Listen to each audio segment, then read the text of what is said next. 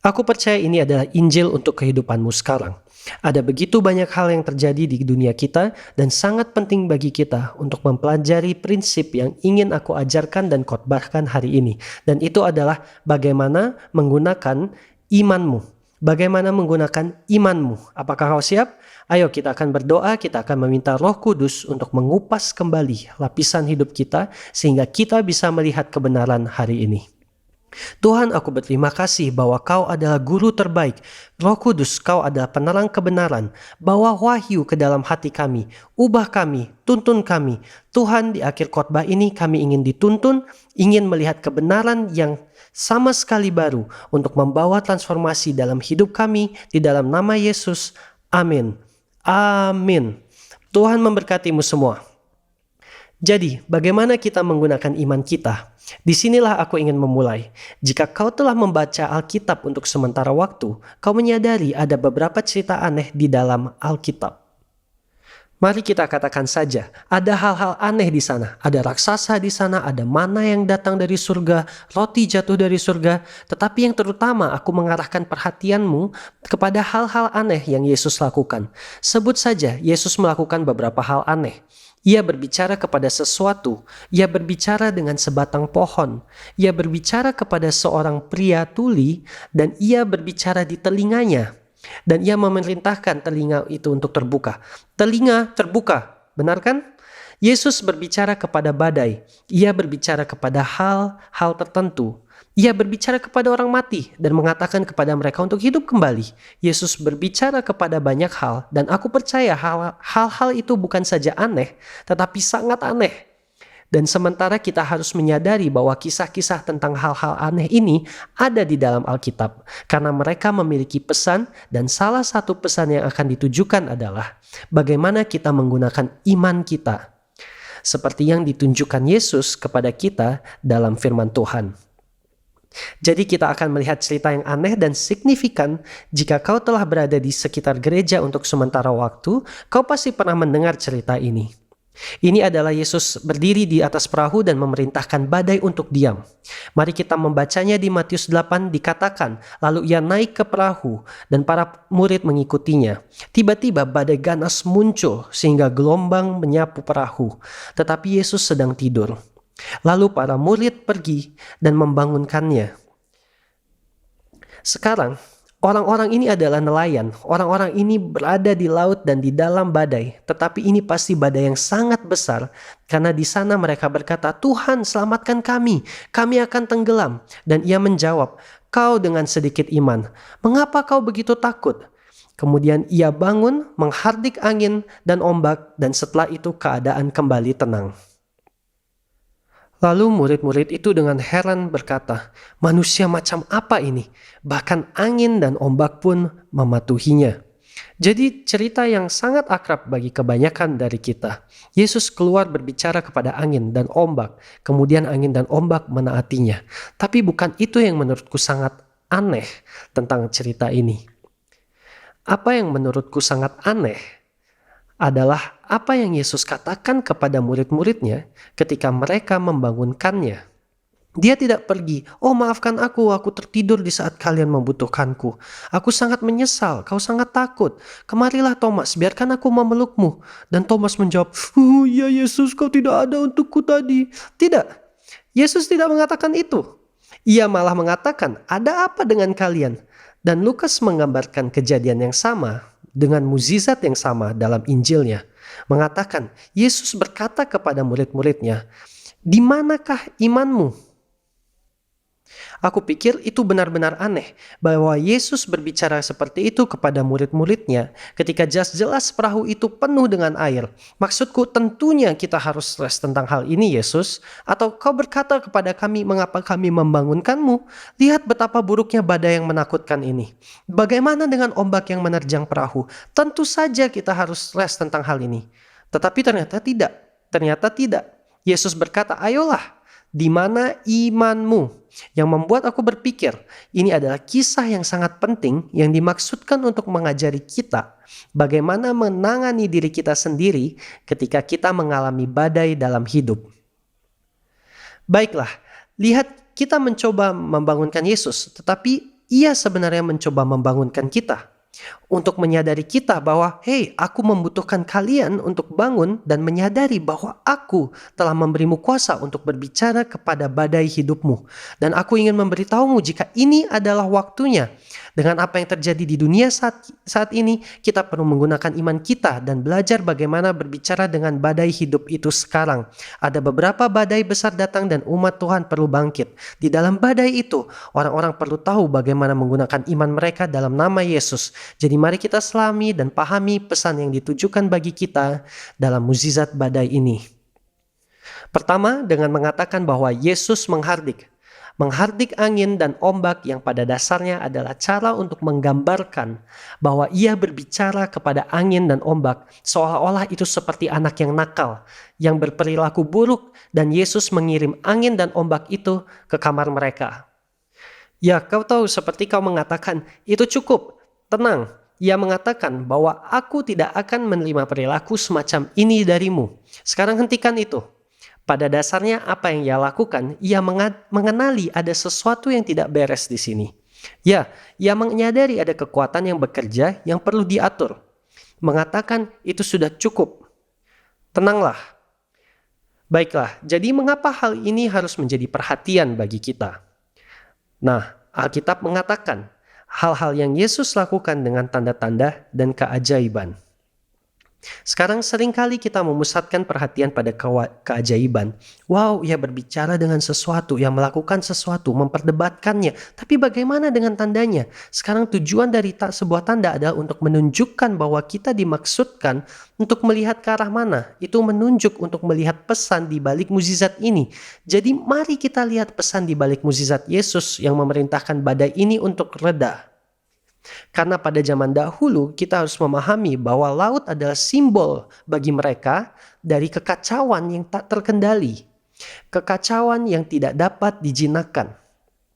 Itu sebabnya dikatakan dalam kitab Daniel bahwa binatang-binatang dalam penglihatannya muncul dari laut. Itulah mengapa dikatakan dalam kitab Wahyu ketika Tuhan sedang menciptakan surga dan dunia baru, tidak ada lagi laut. Itu tidak berarti tidak ada lautan. Itu berarti bahwa kekuatan pemberontak ini, kekuatan yang berada di balik gangguan dan kekacauan yang menyebabkan penderitaan manusia di dunia ini, itu dihapus di surga dan dunia yang baru. Tetapi untuk saat ini, kita memiliki Yesus yang melambangkan otoritasnya atas kekuatan pemberontak ini dengan berjalan di atasnya. Lihat, itu adalah tanda bahwa ia menunjukkan bahwa ia bisa. Yesus memiliki hal-hal ini di bawah kakinya yang merupakan tanda besar yang ia berikan ketika ia berjalan di laut selama badai. Tetapi ada lebih banyak keajaiban yang perlu kita lihat. Kita fokuskan perhatian kita pada apa yang Yesus lakukan selama badai. Tetapi ia dengan jelas menunjuk pada apa yang ia ingin kita lakukan dalam badai.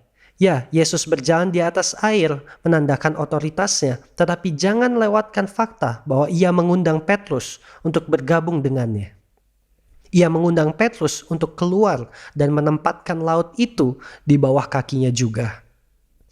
Baik, Yesus menenangkan badai, tetapi jangan lewatkan fakta bahwa sebelum ia melakukannya, ia berpaling kepada murid-muridnya dan mengatakan, "Di mana imanmu?" Benar, dan inilah hal lain yang sangat aneh tentang mukjizat yang kita lihat bahwa Yesus terus lakukan berulang-ulang. Berulang kali ia menghargai mukjizat itu kepada orang yang menggunakan iman mereka. Bukan ia yang menggunakan imannya. Dan hal aneh lainnya yang kita lihat, yang signifikan adalah satu hal yang aku lihat dalam kitab suci yang mendorong tanggapan emosional yang ekstrim dari Yesus adalah cara ia melihat orang menggunakan iman mereka.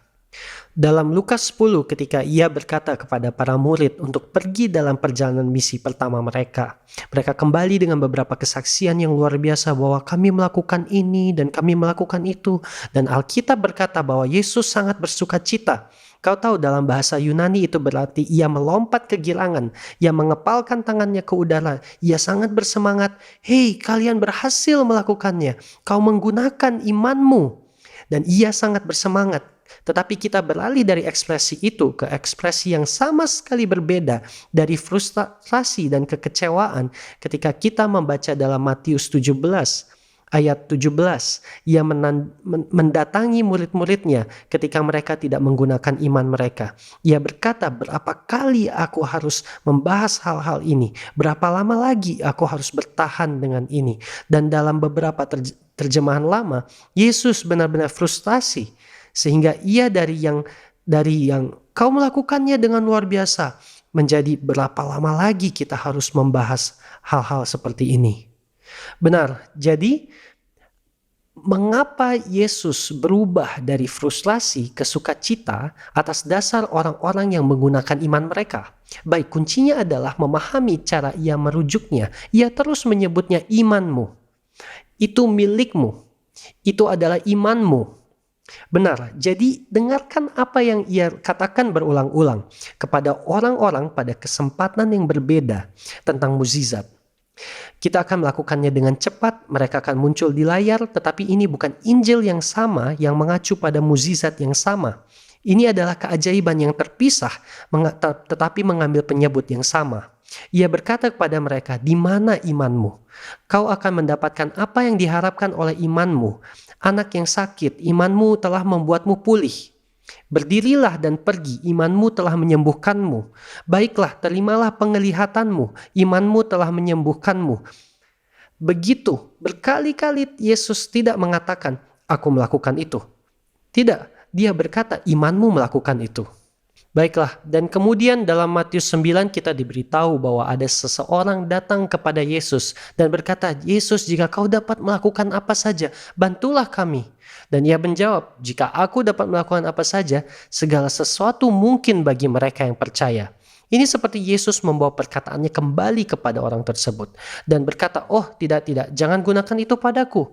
Kuasa itu ada padamu. Ketika ia membangkitkan putri Yairus dari kematian, saat berita buruk itu datang, ia seperti, ayolah, aku ingin kamu tetap percaya, aku ingin kau tetap percaya. Dan ketika Yesus pergi ke suatu tempat di kampung halamannya yang tidak ada banyak orang menggunakan iman mereka, kita diberitahu bahwa Yesus tidak dapat melakukan banyak mukjizat besar di sana.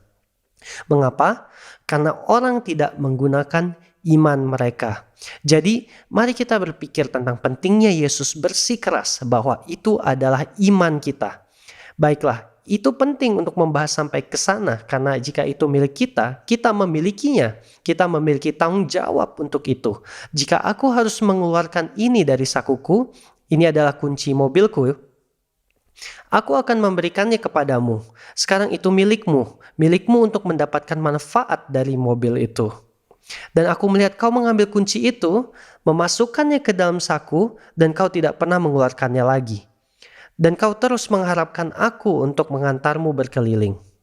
Ketika aku benar-benar memberimu kemampuan untuk mengemudi sendiri, tidakkah aku akan frustrasi dan kecewa melihatmu melakukan itu dengan sesuatu yang telah aku berikan kepadamu untuk memberi manfaat bagi hidupmu? Jadi tentu saja Yesus tidak memberi kita kunci mobilnya, tetapi ia memberi kau dan aku iman. Itu milikmu untuk digunakan untuk mendapatkan manfaat darinya. Jadi ia pasti frustrasi saat melihat kita tidak pernah menggunakan apa yang ia berikan kepada kita. Dan sekarang jangan salah, Tuhan telah memberikan iman kepada setiap manusia ketika ia menjadikan kita manusia menurut gambarannya. Ia memberi kita iman. Setiap manusia memiliki iman, kapasitas untuk percaya di dalam diri kita. Tetapi ia juga tidak hanya memberikan itu kepada manusia untuk mewakilinya di bumi. Ia juga memberi kita kebebasan dan hak untuk memilih bagaimana untuk menggunakan iman kita. Dan sepanjang sejarah kita melihat orang-orang luar biasa melakukan hal-hal luar biasa dengan iman mereka. Atlet berlari lebih cepat, melompat lebih tinggi, dan ada para pengusaha, para penemu, korban kecelakaan yang diberitahu bahwa ia tidak akan pernah berjalan lagi, tapi ia berjalan lagi. Orang selamat dari hal luar biasa. Mereka semua menggunakan iman mereka. Jadi bahkan ketika kau mengkhawatirkan sesuatu, kau menggunakan imanmu. Kau memiliki iman pengakuan. Oh, segalanya akan menjadi lebih buruk. Kau memiliki iman visi. Baiklah, aku hanya akan dapat melihat ini menjadi semakin buruk. Kau menggunakan iman yang disebut ketidakpercayaan. Sebagai info, ketidakpercayaan bukan artinya tidak memiliki kepercayaan. Ketidakpercayaan itu artinya percaya tapi ke arah yang salah. Itu yang sebenarnya ketidakpercayaan. Orang-orang menggunakan iman mereka sepanjang waktu. Sayangnya mereka menggunakan untuk hal yang salah. Kadang-kadang mereka meninggalkannya atau menggunakan untuk sesuatu yang sangat egois. Tapi apa tujuan utama Tuhan memberikan iman kepada kita? Itu adalah agar kita bisa mengenalnya. Tujuan utama imanmu bukanlah untuk disia-siakan secara egois atau untuk diri sendiri, tetapi agar kau tahu makhluk yang tak terlihat ini adalah makhluk roh tertinggi yang menciptakan segala sesuatu.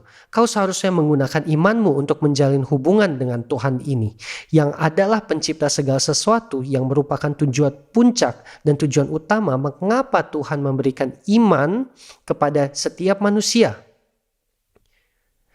Ia harus melakukan itu untuk memberi manusia kemampuan untuk mengenalnya. Jadi kita bisa memikirkan iman kita seperti mata fisik di tubuh kita.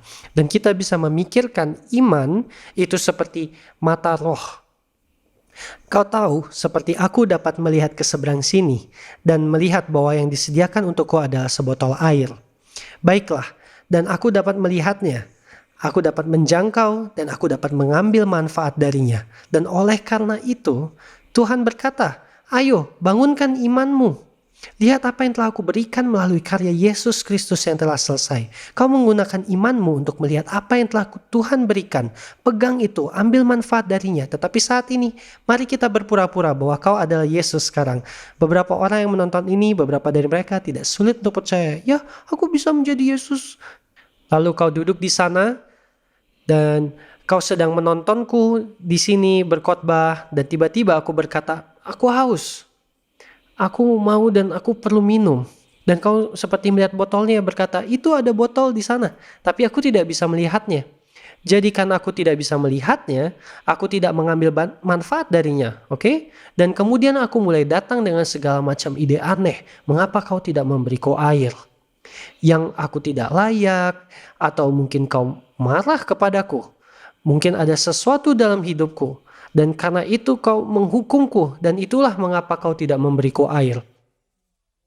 Dan aku mulai berpikir ketika kau melihat aku datang dengan semua ide ini, pasti sangat membuatmu frustasi. Kau berpikir, kau tidak melihat apa yang telah aku berikan kepadamu, oke? Dan kemudian betapa frustasinya jika aku mulai memberimu tanggung jawab untuk datang ke sini dan menuangkan air tersebut ke dalam mulutku. Baiklah, apakah kau tahu? Kau memiliki kekuatan untuk melakukannya, tetapi itu akan menjebakku dalam ketidakdewasaan, bukan? Itu hanya membuatku tetap kecil, karena kegembiraanmu adalah saat melihatku, dapat melihat apa yang kau berikan, dan mengaksesnya. Itulah manfaat utama yang akan memberimu kegembiraan besar. Dan akhirnya ketika mataku terbuka, dan tanganku akhirnya menjangkau dan menarik hal itu, kau dapat melihat aku melakukan itu, dan berkata, matamu telah melihatnya, imanmu, tanganmu, kau melakukan itu, kau meletakkan pegangan di bagian yang kupersiapkan bagimu. Jadi iman adalah melihat kehendak Allah yang tidak terlihat dan bertindak berdasarkan itu. Dan ini menjelaskan mengapa Yesus berkata kepada seorang tentara Romawi yang belum pernah berada di dalam sinagog, tidak dibesarkan dalam iman Yahudi, tidak pernah mengucapkan doa Yahudi, tidak pernah menjalani semua ritual, tapi ia katakan kepada pria itu, kau tahu kau memiliki iman yang besar. Ia tidak bermaksud hebat dalam ukuran atau besar dalam kekuatan. Yang dimaksud hebat adalah kemampuan untuk melihat.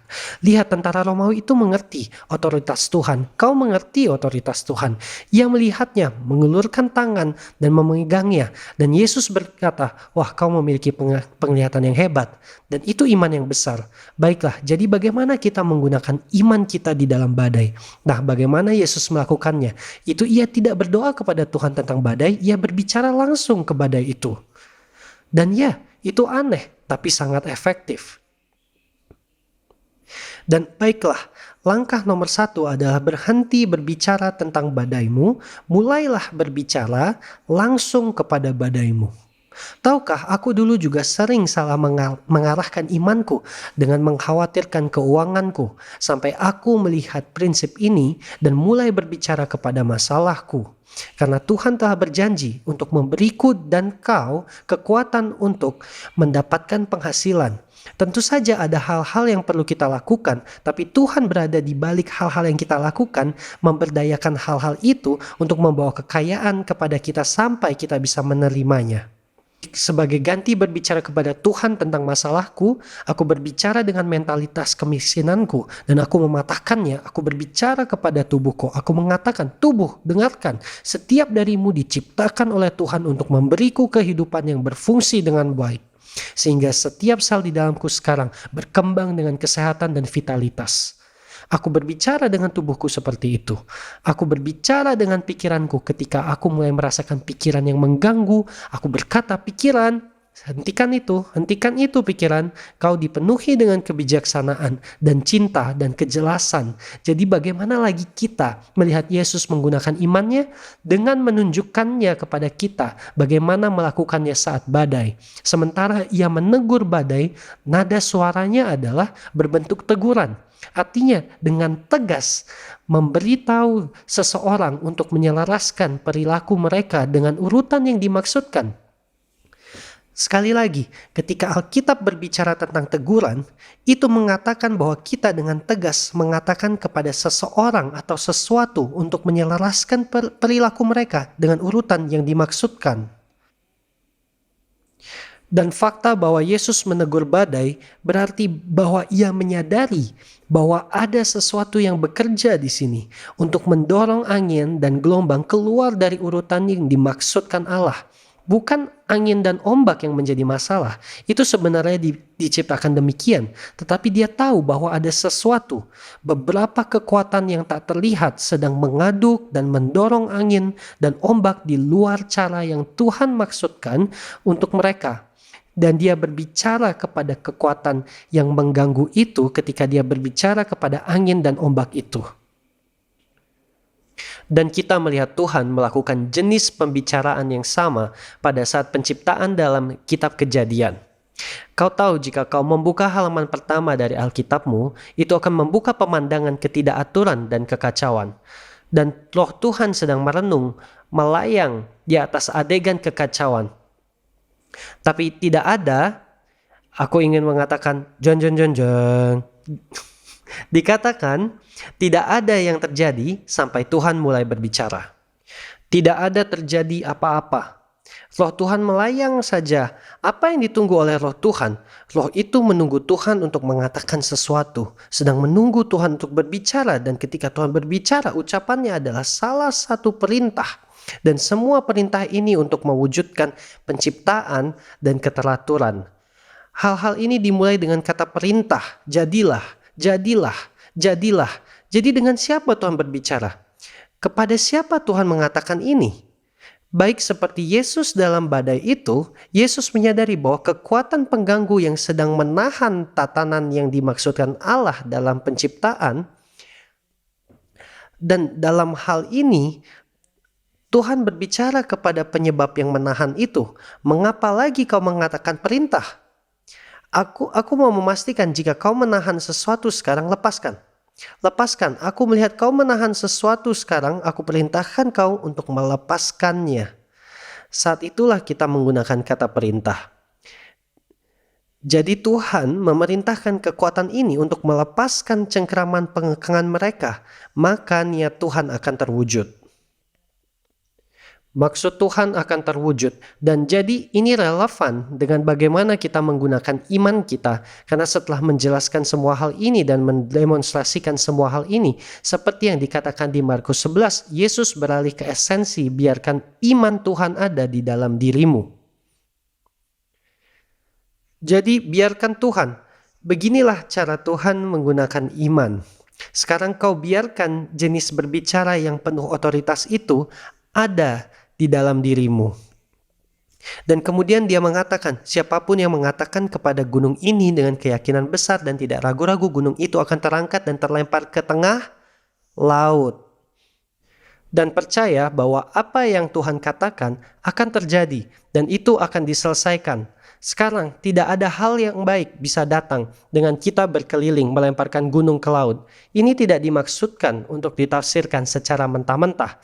Tuhan mengacu pada penggunaan iman kita untuk melemparkan manifestasi pengekangan kembali ke dalam lubang, kembali ke laut, mengganti apa yang muncul dari kebiasaan lama kita ke dalam Yesus. Sekarang, biarlah iman Tuhan ada di dalammu, sehingga gunung-gunung dan badai-badai hidup kau buang kembali ke dalam laut, ke tempat yang dalam, dari lubang tempat mereka merangkak keluar. Dan jadi inilah iman yang menegur kekuatan pengganggu yang bekerja dalam badai kehidupan kita. Sehingga kita dapat berkata, hai kau kekuatan yang tidak taat, kau kekuatan yang menahan kekayaan, kesehatan, dan kemakmuran dan vitalitas hidupku. Aku perintahkan kau dalam nama Yesus, kau kembali ke laut, ke lubang yang dalam, tempat dari mana kau muncul. Jadi itulah cara kita menggunakan iman yang diberikan dari Tuhan. Aku akan meminta para penyanyi dan musisi untuk kembali dan membantuku saat kita mengakhiri pesan ini. Karena tentu saja sekarang kita ingin membawa pesan ini ke tempat yang dapat diterapkan untuk hidup kita. Sama seperti pada saat penciptaan, Roh Tuhan melayang-layang dalam hidupmu sekarang, di dalam situasimu, di dalam badai yang kau hadapi saat ini. Dan mengapa ia hanya melayang-layang? Memangnya apa yang ia tunggu?